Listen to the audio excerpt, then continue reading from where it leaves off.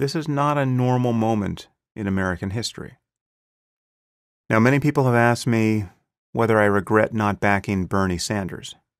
If I'm so trusting of polls, why didn't I trust the polls that showed him to have a better chance than Clinton against Trump? It's true that he would have drawn some of the isolationist and anti-establishment vote that went to Trump. And perhaps he would have turned out more voters than Clinton did. And it looks like that could have been decisive. It seems that Hillary got 6 million fewer votes than Obama did in 2012, and 10 million fewer than he got in 2008. So Democrats didn't show up. But I share the view that the election was generally a repudiation of the left, and of political correctness in particular, as much as it was just a vote for change. It was a repudiation of black and brown identity politics by white identity politics. And it's important to point out that this isn't the same as racism. Okay, I don't believe that a majority of the people who voted for Trump were motivated by racism. There are people who voted for Obama twice who voted for Trump. Racism cannot be the best way to explain that. And this is where the prevailing analysis on the left is wrong. These people are not racists. They were simply recoiling from charges of racism and from a toxic brand of identity politics.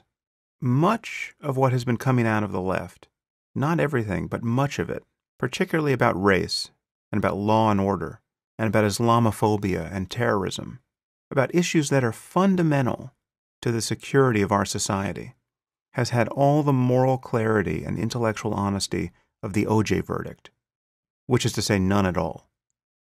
And I'm confident that many people who don't perceive Trump to be a dangerous con man in the way that I do probably voted for him out of sheer exasperation. They were sick of being called racist for not worrying about Halloween costumes on our Ivy League campuses. So millions of these people, along with real racists, told all you whinging social justice warriors at Yale and Brown to go fuck yourselves. And can you really blame them? I mean, safe spaces, trigger warnings, new gender pronouns. Was that the cause of your generation? That's the trench you are willing to die in? And I suspect that this really is the crux of the issue. At least it's the main reason why even those who saw Trump's flaws didn't care about them. Okay, the problem that worried me the whole time is the left's total failure to speak honestly about Islam and terrorism and the refugee crisis in Europe. Okay, and this, I think, was decisive.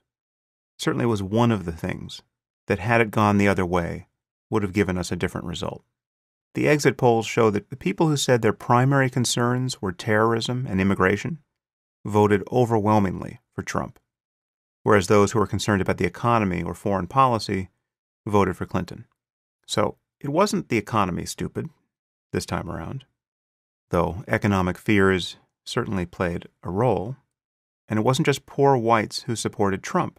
The median income of Trump voters was $72,000. And I think that in this election, concerns about terrorism and immigration largely boil down to a concern about Islamism and to the fear and distrust provoked by liberal lies about it. The fact that we have a president who wouldn't even use the phrase Islamic extremism, who could even say things like terrorism has less to do with Islam than any other religion, right? And the fact that Clinton seemed to embrace this delusion, even though she did on occasion use the phrase radical jihadism, as though that made any sense. That was a terrible problem. And of course, the fact that she and her husband had taken tens of millions of dollars from the Saudis and other Islamist regimes didn't help. Couple that with this unexplained desire to increase the number of Syrian refugees by 550%, without ever acknowledging what is going wrong in Europe. This was a deal breaker for many people, and I heard from these people endlessly over the last year. And the problem, of course, is that people are right to be worried about Islamism and jihadism, and all the left has offered on this point are lies and sanctimony. and charges of racism and bigotry. Worrying about Islam more than any other religion at this moment is not a sign of racism or bigotry. Muslims themselves should be worried more about Islam at this moment than about Mormonism or Anglicanism or Judaism. This is basic human sanity, and most people know it. But Clinton was the sort of politician who, in the immediate aftermath of the Orlando massacre, spoke only about gun control and then issued grave warnings about a rise in Islamophobia, when we had just suffered yet another jihadist atrocity on American soil. This was unforgivably stupid.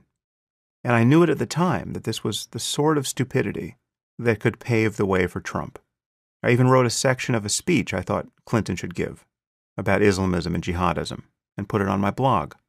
It would have been so easy for her to have made sense on this issue and to have differentiated a sane understanding of jihadism from bigotry against Muslims in general.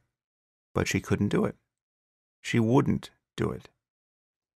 All of these things contributed to her loss.